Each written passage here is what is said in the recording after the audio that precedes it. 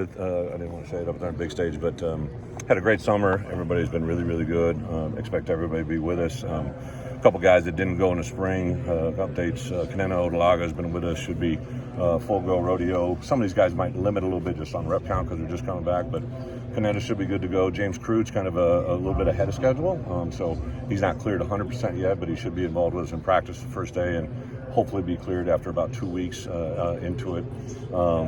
Unfortunately, last Wednesday, just during a normal routine drill, Mason Moragan came out of the drill and kind of stepped awkwardly and had a knee injury, so he actually had an ACL tear that unfortunately will need surgery, so he'll be out for the year. But other than that, we should be pretty much full throttle as we go forward and kind of see where this group's at, starting on Sunday and our first practice on Monday. So other than that, we'll proceed with questions. Right. Yeah, obviously, this program's been really competitive. What's that? This program's been really competitive with you. What's the next step, and what gives you confidence when you see every day that you're ready for that? Great question. Obviously, I didn't come here to compete, right? I want to win, and I think about it a lot. Our first year to go to 5 wins, and everybody was like excited. I'm like, well, we're gonna go to a bowl, right? And then next year to go 8-5, and I think a lot about what it could have been possibly, and then going into last year with a lot of expectations and thoughts, but to fall short and go 5-7. But on the flip side, I look at it and I say, over a 3-year window, if we could have found one more game in those 2 years, be 3 years in a bowl game, we'd be talking in a totally different light. So bottom line, it's about wins. I am excited. Obviously, this program grew in a big way through recruiting when I first got here, but I think this last year has been stronger than ever. I think the addition of some of these portal guys, not just the skill set they bring, but as I mentioned up there, you start looking at the number of games that some of these guys have started. Zakari started over 40 games. T. Brooks to be at a almost 20-game starter at a program the level of Texas. J.C. Davis and Melvin Priestley, our 2 tackles, both those guys have started in college football and played at a high level. Torrey Cox, a guy that started over 20 games, right? So not only the experience we have coming from our returning team, but the experience of that room, I think, can help us do those things. Coach, after a 2-4 start last year, it seemed like in the second half, we picked up some momentum, big road wins, offense is really clicking. What's the key to bottling up that momentum and getting off to a quick start this year? Well, I understand the question, but for us, we just live every game for what it is, right? And we open up a game against Eastern Illinois on a Thursday night, and that's a very good football team that's going to come in with 1-10 to try and beat us, right? So it's going to start in week 1, and it'll go through 12 games. That we have to take every game for what it is. I think as you progress as a program, you should play your best football at the end of the year, right? So hopefully we're going to play at a level in game 1 to take advantage of that moment. But 12 games later, hopefully we're going to be playing our best football and have a couple wins. What are some of those areas where you felt like you needed to improve, and how do you think you addressed those in the offseason? You're talking from last year? From last year, yeah. Without a doubt, I think offensively starts up front, right? Always has. One of my biggest concerns was depth going into last year, and then we unfortunately had some issues in that area, right? So I think overall our depth in the offensive line, not just our 5 guys that'll start, I just think we have 10 guys there that I feel a lot better at than any time in my program history than I've been here, right? The 10 guys that I would figure into being in our 2 deep, I feel really good about them. Have some battles in fall camp that'll be fun to watch. I do like, obviously Tip Ryman probably left a year earlier. If you were standing here a year ago, I would have thought he would have been back, but he just played so well and obviously got drafted in the 3rd round. But I do think that the players we've acquired in that room have been very impressive for us last spring. Cole Rusk, obviously, being where it is, but Tanner Arkin, who's been in our program now for 2 years. You forget that some of these guys have been with us a while. It's not like they just transferred in, right? So those 2 guys in particular, Henry Boyer back, blowing full strength. I'm really excited to see. And then Goda is a guy that we just added in, very athletic, a good ball catcher receiver. I think in the receiver room, Pat Bryant's growth as a football player has just been really pretty special since last year, taking that leadership role and seeing where it's going.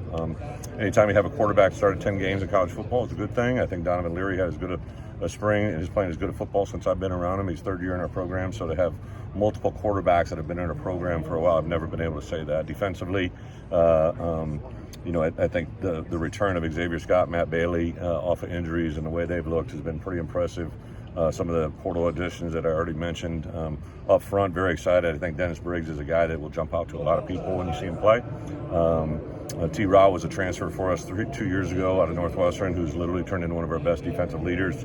Really impressed with him. Alex Bray had a great spring, and a couple other newcomers up front. And I think our edge players, obviously with Seth and Gabe here, those might be the best group of outside linebackers. You throw Alec Bryant and D. Brown in there, and I'm really excited about those 4 guys. And inside, Kanena and Dylan have had a really, really impressive spring. And then you got Krutzy coming into that mix as well. Bret, you went up there and told everybody, "I love my job." Yeah.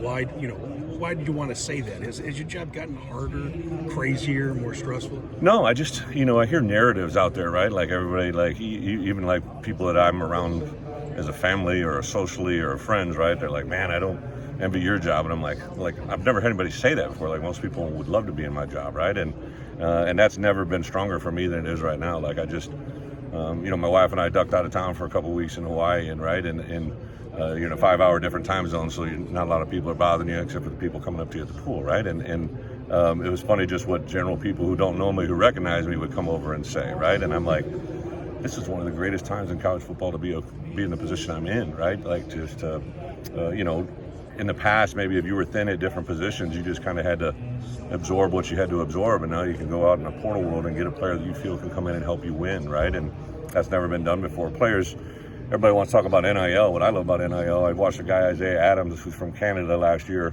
who literally, when the opportunity for him to have NIL money came, and for him to be able to fly his mom and his sister in for games that have never seen him play college football, to me, that's what NIL is all about, right? Like being able to give not only the players but their families opportunities that have never been given before. So don't get me wrong, there's things that got to be worked out and can get better. One of the byproducts of an NIL world is everybody wants to have a dog, right? Like I got 2 dogs that weigh 4 pounds each, and they're a pain in the ass, right? Like, and I can't imagine some of the dogs that some of these guys have that now they got to have somebody sit them when they're out of town, right? Or dogs do things when they're not there, right? So there's all kinds of unintended consequences, and believe me, dogs are the last of least amount of the issue, but those are just little things that have come about because of the NIL world. But what did you see from Aaron Henry this offseason? What kind of growth points did you two want to have in the end of the season? Well, he and I had some real conversations, right? And then I think even going back into last spring, I could just tell a difference in his demeanor.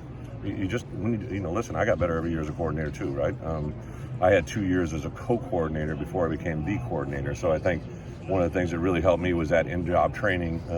I worked with Bob Elliott, who rest in peace, is like one of the biggest influences in my life. But I learned firsthand how a game plan was developed, implemented. I was a part of it, right? But he called it, right? And then my first year as a coordinator at Wisconsin, we took a team that was, not so good and turned into something special. I think because of the effect of those 2 years in training. So I know Aaron was going to get better naturally, but to see a growth, and then surround him with some really good coaches.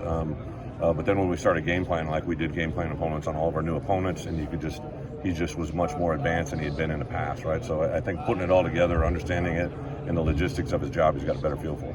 The schedule doesn't get easier from here on out. How are you guys embracing the challenge of bringing in 4 quality programs? And that's going to be a lot of traveling too. How are you embracing that challenge? Well, we just got to take on one this year. We play at Oregon.